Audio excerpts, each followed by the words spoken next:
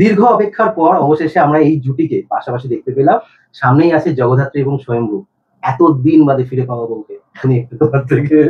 তুমি honest opinion দাও যে বউ কথা না বললে, চুপ করে বসে থাকলে, হাত পা না নাড়ালে কেমন লাগে? মানে শান্তি লাগে না কষ্ট লাগে? কিন্তু জগদ্ধাত্রী বলে এটা অনেস্ট ওপিনিয়ন দাও। খুব কষ্ট হয়, খুব খারাপ লাগে। তুমি কি কি মানে কি বলবো? তুমি কি না আমি কি করে জানি? ওপিনিয়নটা দাও। হ্যাঁ, আমার তো সত্যি খুব কষ্ট হয় কবে উঠবে, কারণ কষ্ট হয়। মানে তোমার বউ আছে নাকি? জগদ্ধাত্রী কথা এখন আর হবে কেন? মানে যতদিন যতদিন আগে হয়েছিল তো প্রচুর প্রচুর প্রচুর কথা বলতাম, তুমি রেসপন্স করো মানতা। তো ফাইনালি মানে প্রচুর কমেন্ট আসতো কবে কবে দুজনকে একসাথে দেখা যাবে। তো ইয়া উঠে পড়েছে। জগদ্ধাত্রীকে পাওয়া হয়নি বলে কি ওনার দিকে চলে গেছে? না, একদমই না। স্বয়ম্ভু হচ্ছে একদম মানে আইডিয়াল হাজবেন্ড বলো, আইডিয়াল বয়ফ্রেন্ড বলো, আইডিয়াল বাবা বলো। তো এটা আমি অনেকবার বলেইছি যে স্বয়ম্ভুর মতো একটা ছেলে যদি আমি পেতাম আমার। দেখো, যদি স্বয়ম্ভুর মতো কেউ হয় তাহলে প্লিজ ওকে ডিএম করো। স্বয়ম্ভু নিজে নয় মানে? নিজে নয় কেন? স্বয়ম্ভুর মতো চাইছে যখন জগদ্ধাত্রী। স্বয়ম্ভু নিজে নয় কেন? স্বয়ম্ভু তো আছে, তো জগদ্ধাত্রীর আছে তো। না না, সৌমদীপকে বলছে। সৌমদীপ আমাকে বলছে? আমি তো বলো কি বলবো? Not applicable. সারাক্ষণ জ্বালাও ওকে, আমি ডিএম করবো। ডিএম করো, ভিসি করো না। যাই হোক, অনেকদিন বাদে দুজনকে যখন একসাথে দেখা, কতটা আনন্দ লাগে জগদ্ধাত্রী ফিরে আসাটা। প্রচন্ড প্রচন্ড ভালো লাগছে, এবং একটা হিউজ দায়িত্ব বেড়ে গেছে যে এতদিন বসেছিল দুর্গা অভিনয় করতে, কিন্তু এখন এক ফ্রেমে জগদ্ধাত্রী এবং দুর্গা ও প্যারালালি একসাথে দুটো ক্যারেক্টার প্লে করছে। একদম দুটো আলাদা আলাদা, বাট প্রচুর মানুষের একটা এক্সপেকটেশন ছিল, একটা প্রচুর কমেন্ট আসতো, প্রচুর লিখতো যে কবে কবে কবে উঠে দাঁড়াবে, কবে আগের মতো সেই ফাইট করবে জগদ্ধাত্রী স্বয়ম্ভুকে, আবার কবে দেখা যাবে। তো সবার এরকম শুভ কামনা। ঠিক তাই, এবং অঙ্কিতার দায়িত্ব যেন আরো বেড়ে গেল। অফকোর্স বেড়ে গেছে। জগদ্ধাত্রী ছিল চুপচাপ বসে থাকতো, এখন অ্যাক্টিং করতে হচ্ছে দুটো পার্টি। হ্যাঁ, আগে যখন জগদ্ধাত্রী ছিলাম তখন জগদ্ধাত্রী যা চ্যানেল ছিল সেটা দুজন জগদ্ধাত্রী একই মানুষ। তারপর জগদ্ধাত্রী অসুস্থ হলো এবং তারপরে ভীষণ এত সুন্দর সিন আমাদের আসতো, মানে শুরু থেকে শেষ পর্যন্ত এখনো অবধি আমাদের প্রত্যেকটা সিন, বা আমি অনেক এমন জায়গা ছিল যেগুলো ভীষণ কঠিন, কিন্তু এত সুন্দর সিন দাদা বলেনি, এত সুন্দর করে শুনতে এত ভালো লাগে, এবং আমরা চেষ্টা করি পর্দায় ফুটিয়ে তোলার। তবে সিনগুলোই উনি এত সুন্দর দেন, যেখানে জগদ্ধাত্রীর যখন ও প্রেগনেন্ট ছিল এবং ওর বাচ্চাটা হওয়ার সময় একটা কষ্টের মধ্যে দিয়ে যাচ্ছিল, যেখানে অনেক ডিফিকাল্টিস ছিল, তো সেই সময় কিছু কিছু সিন হতো এত, মানে আমার করতেও ফিজিক্যালি খুব কষ্ট। মানে একদিন একটা সিন করেছিলাম পুরো একদম মাটির, মানে শুয়ে জাস্ট একটা লবির মধ্যে ওর বাচ্চাটাকে বাঁচানোর জন্য দৌড়াদৌড়ি করছে কতগুলো গুন্ডা, সেটা যেখানে প্রপারলি সুস্থ নয়, কিন্তু সে তাও তার বাচ্চাকে বাঁচানোর জন্য লড়াই করছে। তো সেই সিনটা করতে আমার ভীষণ মানে কষ্ট ছিল, but at the same time আমার ভীষণ একটা ভালো ফিলিংস হয়েছিল। দেন তারপরে এরকম আরো অনেক কঠিন সিন এসেছে, এবং এখন যেটা হচ্ছে জগদ্ধাত্রী আর দুর্গা, একবার আমি জগদ্ধাত্রী হচ্ছে, একবার দুর্গা হচ্ছে, এবং দুজনেই এত আলাদা ধরনের মানুষ, কিন্তু মজা লাগছে করতে। একদমই তাই। এবং এতদিন তো কোমার মধ্যে ছিলে, যখন এরকম কোমা থেকে বেরিয়ে আসার পর স্বয়ম্ভু তোমার পাকা চুলদারি দেখে কিরকম লাগলো? লুকে দেখোনি ওকে? ও তো কম বয়সে দেখেছিল ওকে।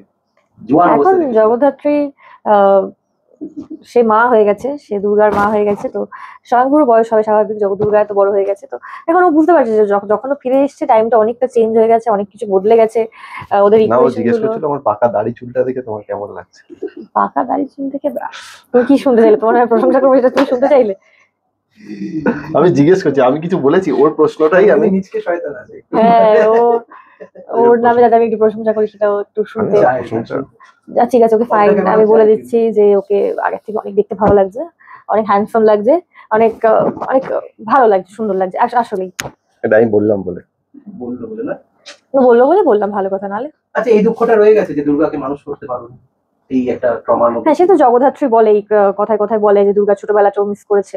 বাইরের সত্যি অনেক বাচ্চারা আছে বা অনেক সন্তানরা আছেন যারা মা বাবার ছত্রছায়ায় বড় হতে পারে না, তো খুবই দুর্ভাগ্যজনক একটা বিষয় এটা। তো ডেফিনেটলি সেটা জগদ্ধাত্রী ফিল করে যে ওর মেয়েকে বড় করতে পারেনি বা মানুষ করতে পারেনি। ঠিক তাই। স্বয়ম্ভুর কাছে চলে আসবে। স্বয়ম্ভু, এতদিন তো নিজের ওয়াইফ, এখানে আমি সিরিয়াল পার্টে বলছি, একটু মজা করে বলছি বিষয়টা, এতদিন ধরে কোমায় ছিল, কোনো ইচ্ছা হয়নি অন্য মহিলার কাছে চলে যাওয়ার? না, বলো কেন? মানে তুমি কি চাইছো? আমি মানে চাই- যেটা দেখানো হচ্ছে সেটা ভালো লাগবে না। ভালো লাগছে তো, কিন্তু দর্শক না তোমার দর্শকরা কোনো দর্শক প্রশ্ন করেনি। তোমার যদি দর্শক কোনো প্রশ্ন করে থাকে সেই প্রশ্নটা আমায় দেখাও। দর্শক কোনো অনেক কিছু প্রশ্ন প্রশ্ন করে। আমি করেনি। তোকে বলি, এত ইন্টারভিউ দুজনকে বলছি, এত ইন্টারভিউর পরেও দর্শক একটাই জিনিস করে, এই দুজনের লম্বা ভিডিও দাও। লম্বা ভিডিও কি দেবো আমি সত্যি বুঝতে পারি না, এবার তোমরা দর্শকদের বলো শুনি। মানে কি লম্বা ভিডিও? লম্বা ইন্টারভিউ চাই। একদিন তুমি ওর Shooting. বাড়ি চলে যাবে, স্বয়ংপুর বাড়িতে, স্বয়ংপুর বাড়ি থেকে আসবে, আসাটা নেবে পুরোটা, না শুটিংটা, দুটো, রেডি মানে তুমি হওয়াটা, আরেকজনকেও পাঠাবে যেটা ওর বাড়িতে যাবে। তারপর ওর বাড়ি যাওয়াটা, এটা আমার মনে হয় লং এনাফ। লং না, বাড়ি থেকে মানে- আসা এবং বাড়ি অব্দি যাও, হ্যাঁ হ্যাঁ তাহলে এটাই দেখাবো আমরা এবার। একদম, এবার এটার একদম। জন্য- তোমাকে সারাদিন থাকতে হবে এবং তোমাকে আরেকজনকেও আনতে হবে যে অঙ্কিতার বাড়িটাও ভিজিট করবে। এবং চাইতে হবে প্রোডাকশন থেকে খাওয়া দাওয়া, যাতায়াত, সবকিছু। এতটা বড় কোনো ভেবেছো? সঙ্গে থেকে জিজ্ঞেস করো, আমি ওর থেকে আগে এসেছি, জেনে গেছি, তোমার থেকে জানা। না আমি কখনো সেটা ভাবিনি, বাট মানে প্রথম প্রথম serial হিসেবে। প্রথম না এর আগেও আমি একটা সিরিয়াল না, করেছি। তোমার হ্যাঁ মানে তুমি নায়ক। এই যে সিরিয়ালটা যখন আমি প্রথম শুরু করেছিলাম তখন কোনোদিনই ভাবিনি যে এরকম একটা ম্যাসিভ হিট হবে। তো প্রথম এর আগেও আমি বহুবার বলেছি যে আমি প্রচুর পরিমাণে ক্যারেক্টারটা নিয়ে আমি কতটা পারবো, কারণ আমি এর আগে যে সিরিয়ালটা করেছিলাম সেই চরিত্রটা থেকে একদম এটা ডিফারেন্ট। তো প্রচন্ড টেনশন হতো। তো তারপরে আস্তে আস্তে স্যার প্রচন্ড পরিমাণে গাইড করে দিতেন আমাকে, এবং ওকেও করতেন, মানে সবাইকেই করে দেন। এবং যখন 500 পর্ব হলো, আর 500 পর্বে নিশ্চয়ই তোমার রাইট আছে যে আমি প্রচুরবার বলেছি যে 1000 পর্ব হবে, একদম। তখনও খাওয়া দাওয়া হবে। তো ফাইনালি ইভেন মানে 1000 পর্ব যেবারে আমাদের হয়, 1000 পর্বের দুদিন পরে আই থিঙ্ক আমাদের টিআরপি এসেছিল, সেটা বেঙ্গল টপার। 500 পর্ব আমাদের যেদিন হয়েছিল সেদিনকে বেঙ্গল টপার, 1000 পর্বে বেঙ্গল টপার, যেদিন 1500 পর্ব হবে সেদিনকে আমাদের বেঙ্গল টপার হবে আই থিঙ্ক। বলে দাও যে এত ভালোবাসা, তারপরেও টিআরপি কম আছে, কিন্তু তারপরেও ভালোবাসা দিচ্ছে মানুষ।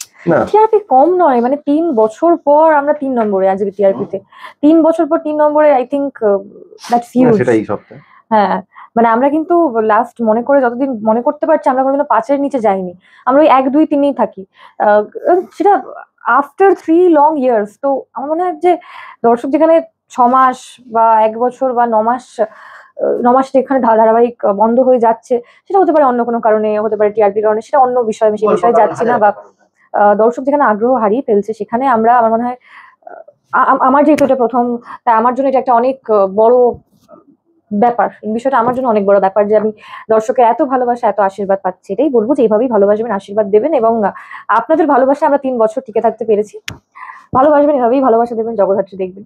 হ্যাঁ, আর যেটা না বললি না, জগদ্ধাত্রী ফিরে আসাটা দর্শকদের কাছে কিন্তু অনেকটা বড় চমক। আরো অনেক চমক আসতে চলেছে। তো ও আরো কি করে জগদ্ধাত্রী উঠে, তো সেটাও দেখতে হবে। জগদ্ধাত্রী দুর্গা দুজন মিলে কি করে, তো স্বয়ংভু এরকম এই বয়সে এখনো কি করতে পারে সেটাও দেখাবো আমরা।